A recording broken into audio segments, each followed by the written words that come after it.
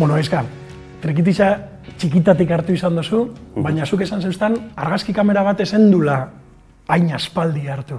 Baina aldiz, argazki kamera bategaz ezagutu duzu agertokirik handienak. Zelan demonio egin duzu hori? Bai, beti izan dut afizio bezala, ezta? Argazkintza, bai txikitatik ibiltzen itzela horrekin, ezta? Gogatzen dut lehenengo kamera izan zela Ninja Dordoken, nolako kamera txiki bat, eta argazkitan agertzen zen Ninja Dordoka, imaginatu sasoia, ezta? Baina egia da, apur bat, ja helduaroan edo hartu dutela serioago, ezta? 2013an hasi nintzen ja serioski horretan. Batez bere lehenengo bideora gehiago enfokatua, bideo lanetan eta biltzen nintzen, gure herriko eskolaren dokumentala egiten, eta gehiago ikusten nuen nire burua bideo gintzan, baina gero, azkenean danez mundu nahiko antzeko bat, gauza bietara, ezta, ibili izanaz, eta egia da, igual azkenengo boladan gehiago argazki gintzara pasatu naizela. Baina egia da, elkarregaz be agertokia konpartidu izan dugu zelako, egia da, argazkiak eta bideoak aldi berean egiteko gai zarala. Ez da gizan handan posible hori, baina bideoa bestoso eiztu. Ez, deko mentaja da gaur egungo baliabidekin, teknologiarekin, aukera dekogula gauza biak egiteko. Hori dela 15 urte pentsa ezina izango litzateke, baina gaur egun kamerak aukera emate dute. Gureena bikoiztu egiten da, guretzako bai da exigenteago, baina egia da gero musikariek eta artistek eskertze dutela euskarri bilak izatea, ez da? Bakotxari erabilpen ezberdin bat emateko. Argazkian zentratuta. Badakit galdera gatsa izango dela. Baina zein da inoiz egin dozun edo inoiz ahaztuko ez dozun argazki hori? Begira, ez da argazkirik onena, baina bai berezien agian. Eta izan zen 2018ko udan, Japonen egon ginen, ez nebeltzarekin hon nintzen bertan, eta Fuji Rock jaialdian jo genduen, dala Japoneko jaialdirik importanteena, bertatik pasatzen dira munduko artistarik ezagunenak. Bertatik guretzatu ginen, pasillo barrian, Skrillex eta olako jende batzukin, ezta? Eta hor bukaren egin duen olako foto finish deitzen zaiona, ezta? Taldea nire begira eta publikoa, eta 10.000 japoniar ikurriñak publikoa. Izan zen niretzako momentu oso berezi bat. Orduan, ez da argazkirik onena, baina niretzako bai da agian argazkirik bereziena. Ganea, Japonian, ez dela ameko dozein herritako jaietan, ez da. Jakingo ete ben, hane Japoniarreke. Zer kantatzen ebien? Nik uste ez. Batzuk, badagoz pare bat edo hiru, agertzen direla beti euskaldun guztien kontzertutan. Ze orain nahi diozuin dela gutxi Willis Drummond egon da bertan, Berri Txarra begon zan aurreko urteko udazkenean, eta badaude 2 persona daudela kontzertu guztietan, beraz, esan dezakegu, euskal musikak baduela bere fan txiki hoiekan bebai, ez da? Eta zeintzuk dira olako kasuetan erabiltzen duzu zen kamarak? Ez da, Japoniara zein eroan zen duan? Tramankulo handia bezin izango zen duan eroan, ez da? Ez, hor bat ez bere, gazkinetako mugekin eta, ibili bar gara kontu handiarekin, ez da? Baina normalan ni 2 kamera erabiltzen ditut.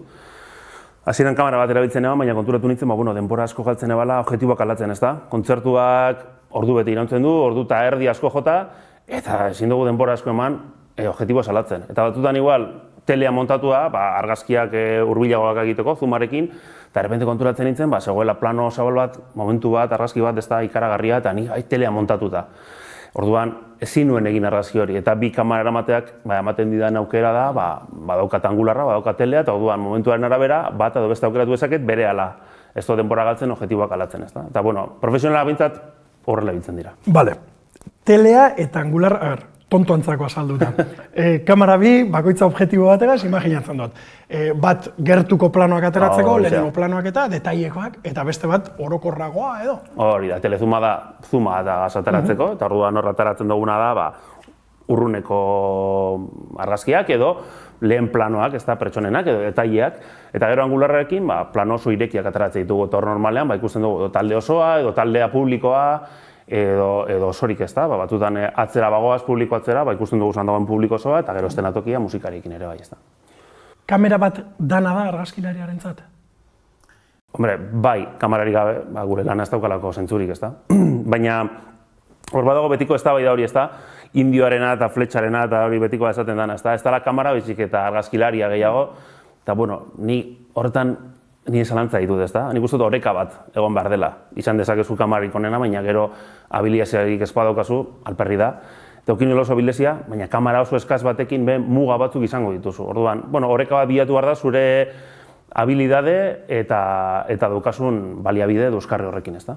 Eta zeintzuk dira habilidade horrek? Esan nahi dut, zer behar dau argazkilari batek? Bueno, teknikoki argia behar du. Hori da, guretzako azkenan argi bilagoaz, ezta? Eta argian norantza jo eta zer nabarmentzen duen da gu begiratzen duguna, ezta? Normalean. Batez be, kontzertu argazkilaritzan, igual paisaje eta beste mundu bat da, baina gu azkenean gure lana oso balintzatua dago argiteknikariaren lanarekin, ezta? Berak zer nabarmentzen duen, gu pixkatxo bat horra bota behar dugu, ezta? Gero badaude momentuak, beste detaile batzuk, beste gauza batzuk bilatu ditzakegunak, ezta? Orduan, teknikoki argia bilatu behar da, edo argi eza, depende zelango estilo daukan norberak. Baina horretaz aparte nik uste dut, eta niretzago garrantzitsua da, emozioa egon behar dela tartean. Osa, azkenean sortzaile gara, ez gara gauza mekaniko bat egiten ari garen pertsonak, ezta? Eta sorkuntzan gaudenean, niretzako beharrezkoa da emozioak egotea, eta momentu hori bizitzea. Eta emozionatzea benetan, eta horretarako oso importantea da, soazen talde hori edo artista hori gustora izatea, ezta? Ze horrek ahalbidetuko du zure lanare gustora egitea eta normalean emaitza hobeagoak ateratzea. Aipatu duzu kontzertuetan eta aipamentxo egin duzu, bueno, nire kasuan kontzertuetan behintzat, esan duzu, claro, zu batez be igual gehiago kontzertuetan espezializatu zara? Bai, ni azkenean musikatik, edo musikaren inguruan ibili naiz beti, orduan nire habitat naturala hori da, ezta? Musika ikuskizunetan, batzutan badira zenatoki handiak, beste batzuk areto txikiak edo antzokiak, baina horretan ibili naiz gehiago. Hala ere, beti gustatu izan zait herrigintzako mugimendutan eta ibiltzea, ezta? Eta lezaman neure herrian saiatzen naiz lan egiten, ezta? Eta herrian egiten diren gauzetan nire ekarpena egiten. Eta gero, herri mugimendutan, eta hor urte asko gure esku dagoen ibili nintzen, eta hor neure aletxoa jartzen, ezta? Ez bakarrik musikan, ze musikan niretzako satisfazioa ekartzen dizkit, baina pentsatzen dut gure profesionek, esatearren, ematen digula aukera gizartean beste inpaktu bat bilatzeko, eta herri mugimendu bat emaino, ezta? Ez dakit argazkilari askok agertokiko argiei, editatzeko edo argazkiak banan-banan retokatzeko denbora faltari, kamera eskasari, botatzen deutzie errua beti, ezta? Emoten dago ez dagoala argazki perfekturik. Argazkilari askotan beti mustur luzeak ikusten dira, eta hau entzuten dozkoen askok gero bronka botako duztie, baina askotan mustur luzeak ikusten dira. Emoten dago inoiz ez dela argazkilari bat asetuko. Hombre, exigente izatea importantea da, eta hori bizitzaren esparru guztietan, eta ni horretan nahiko exigentea naz, neure buruagaz. Baina, karo, zure exigentziak besteen edo giroa, ez? Esaten dugunean, kontzertu aurreko edo osteko giro horretan eragin negatibo badu, barduan akabo. Osea, gu izan gara oso exigentea, ni exigentea naz, eta kontzertu batzuan posik geratzen naz emaitzarekin, da beste batzutan, pentsatzen dut, hobetu dezake dela egindako lana, ezta? Baina naz obsesionatzen beza horrekin. Zagatik, egongo da beste kontzertu bat. Etorriko dira gehiago, eta orduan, egin behar duguna da ikasi, eta ikasten jarraitu. Eta horrela, seguramente, gehiago izango dira, emaitza honak atargo ditugun kontzertuak, ezta? Txarra baino, azkenean ikasten zoazen momentuan, eta bilakaera bat daukasunean, askoz be, erronka horiei, askoz be era hobeagoan ematen diozu erantzuna, ezta? Emaitza horrek, argazki horrek, gero taldeari pasatzen deutzazuz, normalean, zuk be zure sare sozialetan publikatzen duzu. Bide batez, aiztu baino lehen, normalen argazkiak ur marka edo sinadura barik. Hori sarritan galetu eta galetu baino aurpegira bota didate. Ipini bardozu eta ez dakiz eta beste eta... Hombre, nik ulertzen dut jartzen duena, eta nire respetu osoa. Baina nire lan egiteko eragaitik eta nik lan egiten duten pertsonen gaitik nik ez dut behar hori. Azken baten, nik ez dut behar errekonozimendu hori nire marka eta nire izen agertzea argazki guztietan, eta ez dut behar, niri errekonozimendua bestera baten jasotzen dut, ezta? Eta batzutan nahikoa da, eskerrik asko esanez, eta nik horrekin konformatzen naiz, ezta? Eta gero gainera, nik ezer esan gabe talde guztiek jartzen dute egiletza noena den. Eta ez paluke jarriko be, niri pertsonalki ez zait inporta. Hombre, nire argazki bat beste persona batena dela esan ez, hor akats bat da, eta hori zuzendu behar da, baina bestela, niri ez zait berezik inporta urmarkarena. Eta gainera, nire erreferenteak edo ez da argazkilaritzan, eta nik ez dut ikusten euren argazkitan urmarkarik ez da. Zeusagetik izango da. Eta batzutan ikusten dut, hasi barri dan hori oraindik ez duela 3 kontzertu ere egin, preokupatu ikusten dut, ur marka non jarri eta zelako ur marka jarri eta zera argazkiaz baino, eta, ostra, lehenengo preokupatu zaitez argazkiaz, beste guztia helduko da denborarekin, ezta? Eta medioek bere, batez euskal komunikabideek, zentzu horretan ikusten dut oso arduratxoa direla. Eta material bat hartzen dutenean edo eskatzen dutenean oso skrupulosoa dira jartzen norena den. Eta nire esperientzia beti bentzea, nik esperientzia ona izan dut, zentzu horretan. Dena dela zelan kontrolatu, ez? Zelan kontrolatu zure argazkiakaz bestek zer egiten da, ben. Ez dakit hori erreza dan. Ba, ni, askarritan gertatu zait nire argazki bat ikustea kartel baten edo editatua edo... ez dio garrantzian dirik ematen. Ose, azken baten da, nire argazki bat erabili baute, seinale guztoko dutela, ezta? Eta, seinale nire lana ondo egin dutela. Argazki txarra balitz ez dukete erabiliko. Eta nire helburua beti da taldea gustora gelditzea. Hori lortzen badut, hortik aurrera datorren guztia, ez duzte ardura handirik. Esan dozu, sarritan ikusten dozula zure argazkiren bat kartelen baten edo retokatuta. Horrek amorru emoten da? Ez asko, gertatzen zait, badaudela musikari batzuk, gustatzen zaiela, ez dakit, efektu bat, daukaten haure mugikorrean, eta orduan nik bialtzen dizkiet argazkiak, eta hartzen dute nire argazki bat, eta efektu hori aplikatzen diote, eta hor legotze dute. Eta nik posto egiten az, porque esateko, berak azkenan lortu du argazki bat bererara. Berak egin bar izan dio, bere filtroa, berari gustatzen zaiolako, kolore horrekin edo estilo horrekin. Baina nire helburua lortu da, berari argazkia gustatu jako, gero jarri dio bere impronta ez da, bere gustuko dokan hori, eta konpartitu egin du. Igual beste argazkilari batzuk ez luketan hartuko. Beste batzuk, ni badakit, eurek bialtze dutena, era horretan mantendu behar dela, bai ala bai. Nien az hain zehatza horretan. Eta batez be, lagunekin anitoten ez, edo nik laguna kontsideratzen ditut, normalan nirekin edo ebiltzen ezen musikarioekin, ez dietik janango garrantzirik ematen horri, ez dietik ematen. Dinot, nik benonoz, zure argazkiakaz, gaur nire Instagraman begira ibilinaz, eta bitu gaizkarena. Eta batzutan onartzen dut, batzutan asko batez ere kolore aldetik retokatu izan dodanean, baimen eskatu dut, gaizka ardura jatzu bau, baina beste batzutan ebagitzea, ez ja argi aldetik, kolore aldetik, baina ebagitzea saizte zine izaten da, ezta? Eta beti galdetzen dutzen nire buruari, ezta? Hau ondo ikusiko eta da beta, inoiz ez dut galdetu. Nirekin lan ite dutenak, badakite ez da bala azori. Ganera nik argazkia bialtzi dituan taldeari, beti jartzen diotolako koletilla bat, eta erabili nahi bezala. Hori da nire estiloa, ez da? Eta erabilizu nahi dozu moduan. Baina nire iposgarriena da erabiltza. Azkenan geratzen badira hor, karpeta baten gordeta ordenagailuan, hor bai igual agian ez duela izan zentzurik ez da egindako lana. Erabiltzen badu, erabili nahi dozu moduan. Ordu asko emoten dozuz, izan antzeslan bateko aktorekin, zure kasuan gehiago musika talde bateko kideekaz, kamerinoan, backstage-ean, holakoetan. Zer esango leuke zure kamerak berba egingo baleu?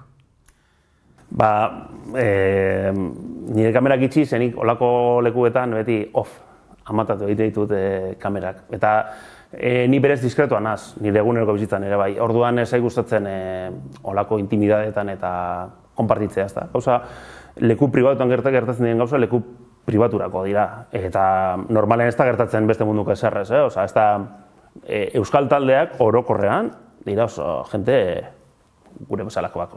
Ez dituzte kamerinoak apurtzen, aulkiak leiotik botatzen, ez dituzte olako gauzak egiten. Jentea errespetuz ibiltzen da, orduan nik inoiz ez dut eukin arazorik. Egia da, badaudela beste argazkilari batzu, agian momentuik aprobetxatzen dituztela argazkia egiteko. Nik bakarrik egiteko taldeak eskatzen badit. Espreski eskatzen badit, batorri kamerinora, edo kamerinoan zaudela, atara izuz argazkiak, zen nahi dugu erabili, gero igual ensaiotxo bat egiteko kamerinoan, edo gertatu izan eta inoz. Hori ez badozti esaten, niretzako kamerinoa leku pribatua da. Eta backstage'a bebai. Zerbait gertatzen bada deigarria dena, baimena eskatzen da beti. Inoiz gogoratzen dut adibidez esaman bertan Green Valley etorri zela jotzen oin dela urte batzuk, Xabi Solano etorri zen kolaboratzen, eta momentu baten kamerinoan ensaiatzen ari zirela esan nuen, ze momentu ederra.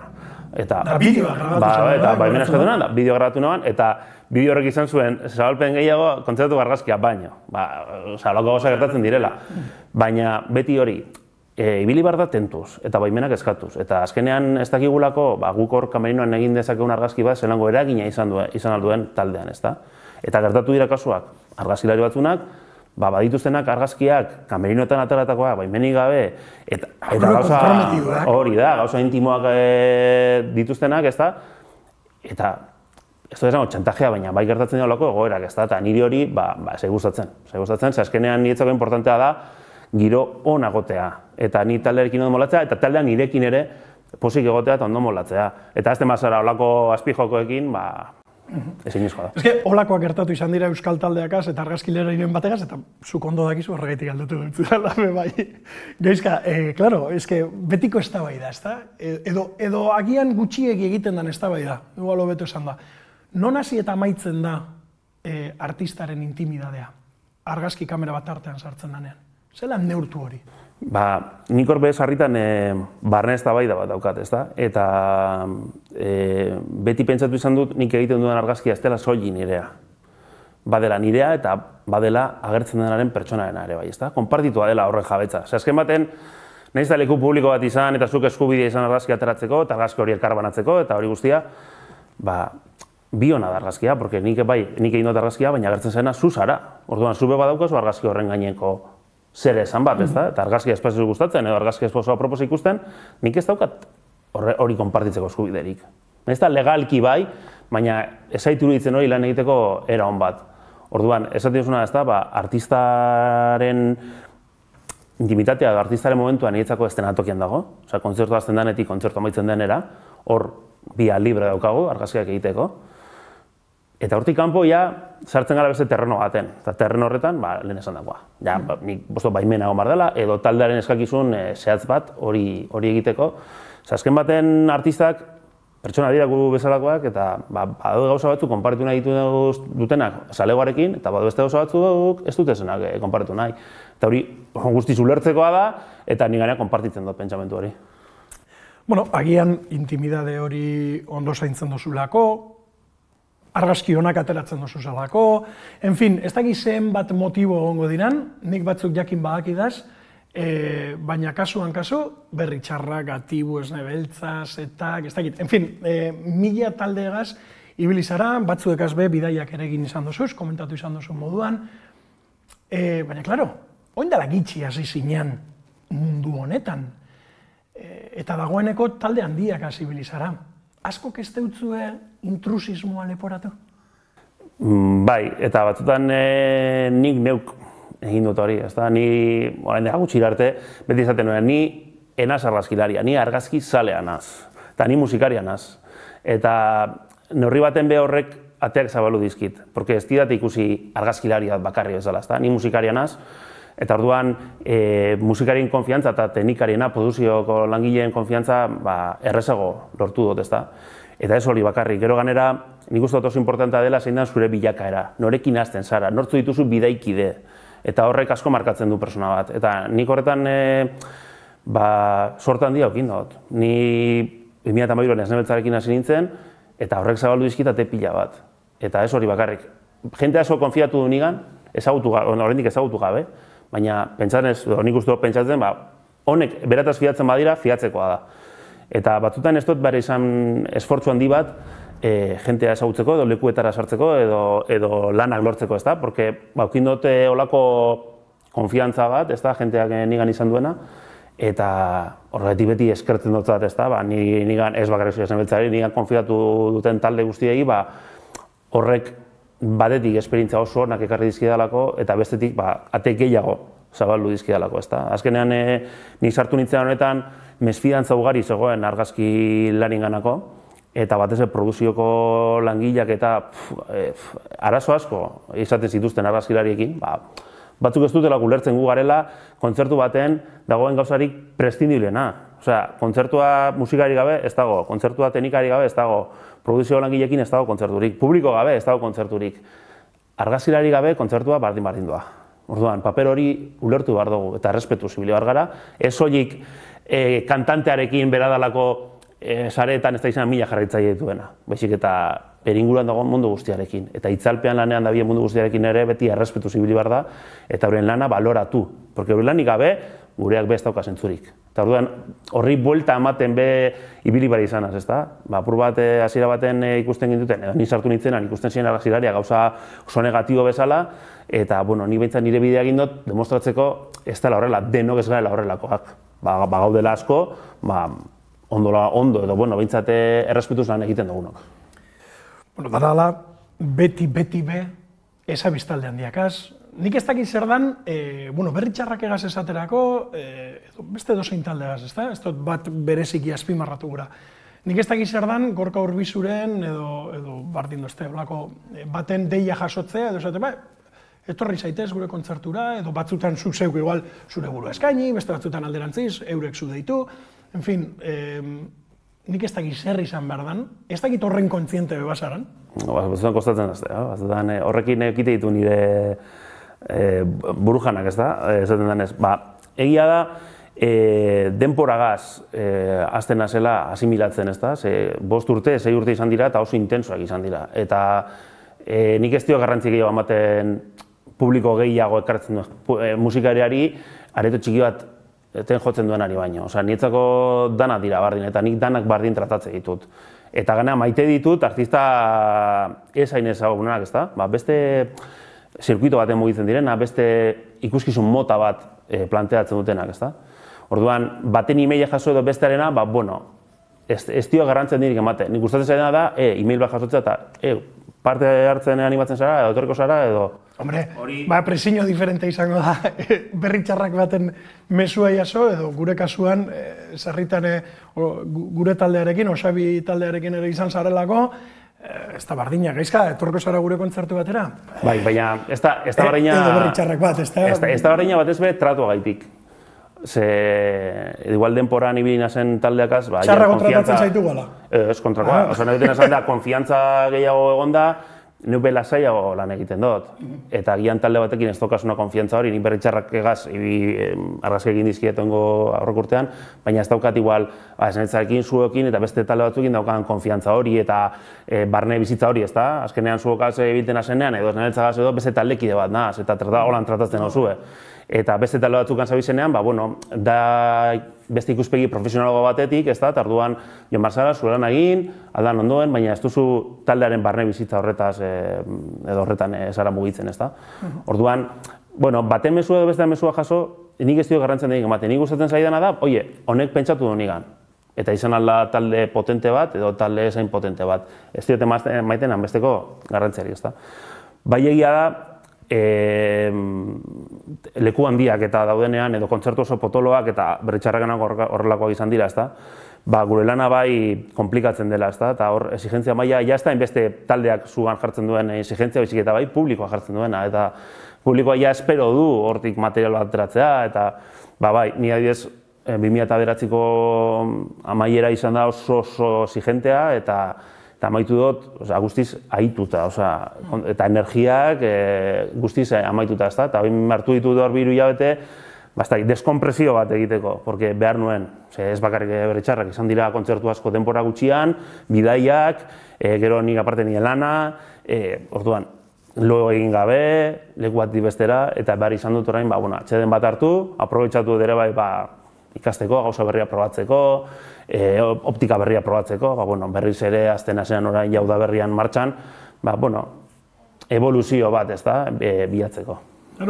Uztartu egin behar izan dozulako eta izaten dozulako, argazkilaritza, kontzertuak beti normalan gauez, en fin, horrek traia bat aroa, eta gainera gero, urrongo gunean, zu berez, eta hori ez dugu aipatut, trikitixako irakasle zaralako. Eta trikiari esker, sumatu dut, aurretik bota dozun erantzun bati esker edo, sumatu dut Esne Beltzagaz hasi, Xabi Solano, trikitilari, en fin, pixkat igual trikitixagaitik hasi zinala, ez da? Eta gaur egun, zer esaten dutzu edo, zein da, zeintzuk dira zure ikaslek, trikiko ikaslek egiten dutzuen galderarik ohikoena? Karo, eurentzako eredu diran musikariakaz, izan trikitilari, abeslari, horrek asari zara. Lehenengo lortu behar dutena da, eurentzako eredu bihurtzea, porque gaur egun kostatzen da, batzutan... Beste eredu batzuk dago, bai, orduan lehenengo lana da, lortzea nire ikasen eredu izatea bertako artistak. Hori da lehenengo helburua. Hori ja lortzen dutenean, beti batzutan nite guztiek, eske zu famatua zara, eta nik esatu ni enaz famatua, ni famatuka zan egiten dut, eta ez dut nahi izan, porque ikusten dut horrek zer dakarren, eta ni nazen moduko gaitik, ez da nigaz kompatible hori, niri anonimatua gustatzen zait pila bat. Bueno, beti gontzara kameren atzean, baina basan ordua be kameran aurren jartzen. Noiz behinka, ez da nire lekurik gogokoena, baina batzutan tokatzen ez da, baina bai dagia, hori, ni famatuka zan egiten dut, baina ni enaz konsideratzen alakoa. Eta zer da gehien galdetzen dut zuena? Edo gaztetxoek ez dakit? Euren zalantzan dinetako bat da, baina persona hori gero eszenatokitik kanpo be horrelakoa da, edo sareetan dan modukoa gero be bizitza pribatuan horrelakoa da, eure daukaten irudia da, jentea impostore asko dagoela, ezta? Eurek gazteak asko petzatzen dute hori, ezta? Igual eszenatokian kristoan enrollatua, super jatorra, super ez dakiz ere, eta gero eszenatokitik bajatu eta saskel bat idala, ezta? Eta ez da horrela, nire esperientzia gaitik, batez be Euskal Herrian, nik ametik kanpo ez dakit, baina Euskal Herriko taldeak tabla gainean zen tabla azpian, martinantzekoak. Ez dago alde handirik, eta gainera dekogun bentajatariko bat da, jentea konprobatu dezakela, joan zaitez Durango azokara, egon zaitez berakin, ikusiko zu tratatuko zaitula ondo, baina ez... Baina hori ere eskaparate bat da, ez da? Baina, ez dino bakarrik azokan, kontzertu baten ostean, edo aurrean soinu frogan ostean, nik ez dut zela ikusi olako jarrera de dibo, edo diba, jentea da oso herrikoa ja, euskal musika gintzen da bien jentea. Egia da batzuk, karga oso handia dara matela ganean, eta ni txartu pasatzen dut euren gaitik. Basoaz batutan persona batzukaz, eta gelitzen zaituen minuturo. Argazki bat, firma bat, beste bat. Ni agobiatuko nintzateke, baina, gehienak ulertzu dute hori doala bere lanaren barruan, edo bere zeginen barruan, eta onartzu dute. Nahiz eta niretzako bai uste dut, hor, eta nik hori ikasle izaten diet, hor ikasi bar dutela batez bere esparru batzuk errespetatzen. Bazkaltzen ari bada edo lagun batekin izketan taberna baten, utzi oso apurtxo bat, eta igual 10 minutura oso aukera bat berangan aurbiltzeko, baina bihurtu gara bai oso hori fansale erroi hori de argazki bat behar dut, saretara igotzeko berarekin, porque ez dakiz porque gero jarraitzeiak ekingo doaz, eta ez dakiz eta bueltan dago hori, ezta? Fan fenomen hori ematen da euskal gazteien artean bueltan dago. Eta batzutan ez gara konturatzen, personoiek guru ezalakoa direla, lagunekin da bizala, edo bazkaltzen, edo ez dakiz egiten da. Hombre, ez da momentua, ez da? Nik hori gaztei bezaten diet, errespetu tratatu musikaria edo artista gustatzen zaizuna. Nik ulertzen dut, zuretzako bada zure idoloa, egon nahiko zenukela berekin 24 orduak. Baina ulertu behar duzu, berantzako berak bere esparro behar dituela, eta egon dira kasuak oso adierazgarriak, Euskal Herrian, eta nik uste dut adibidez, aurreko urtean, nik uste Gorka Orbizure loko kasu asko pairatu behar izan zituela, ez da, azkenean sarrerarik ez zegoelako, eta seguramente jente jongo zelako beraren gana, sarrerak eskean, edo ez dakiz edo gana herri txiki baten bizi da, eta herri txikia badakigu, herri txiki inperno handi, onerako edo txarrerako, ez da, eta seguramente olako egoerak bizi bera izan ditu, ez direnak oso atseginak, ez da. Baina, gehienak onartzen dute eta aurrera egin. Aipatu duzu eta solasalditxoa amaitzeko gaizka, aipatu duzu, tartetxo bat hilabete batzuk emon dozu zala, bereziki urte amaiera eta hasiera hori aprobetxauta, apurra gelditzeko, erritmoa jaisteko, eta sare sozialetatik beha ikusi zaitugu pixkat aldenduta. Ze proiektu dauka orain buruan gaizkak? Hain udaberri egin batera lehenengo eta behin kontzertuak azten dira, eta ez dakitan eguzkia gaitik edo zegaitik da, herriko jaiak eta berriz erazten da bueltatzen udagiro hori, ez da, eta orduan basiko da agenda, edo hasi da ja agenda, hasi zai ja betetzen, ez da, eta horrek ja, nahiko entretenitua azkingo nagametik eta urte amaiera arte, eta gero hori, banabil liburu bat prestatzen. Konturatu nazelako, hori, argazkiak igotzen ditugu zaretara, eta, bi egunetara argazki hori ja, aiztu. Timelinean galdu egin da, ez da. Egun bitan agian badauka olako zona bat edo edapen bat, baina gero batean galdu egiten da. Horren arira sortu nagoa webgunea bai, hor argazki guztiak montatuta aukiteko eta antolatuak, baina gero kontutatu naz, euskarri fisiko bat ere ondo legokela urte hauetan egindako argazkirik adierazgarrienak edo hor jartzeko, eta bestetik, nigan konfiatu duten talde hori guztiei, erabaten bestean nire eskerrona adierazteko, ez da. Gaizka, zain egon marko dugu, adi egon marko dugu, zu kontzertuetatik edo banbalinen artean ikusteko eta liburu hori ikusteko. Agertu batean. Beste behin, beti agertokian edo kalean, hemen, baina inoiz ez hemen, plaza barri, zeuri. gaurkotasuneko gaiak poltsikoan. Aldizkaria ostiralero doan eskuko telefonoan eta tabletan. Deskargatu aplikazioa. Egin txap, irakurri, ukitu, ikusi, entzun.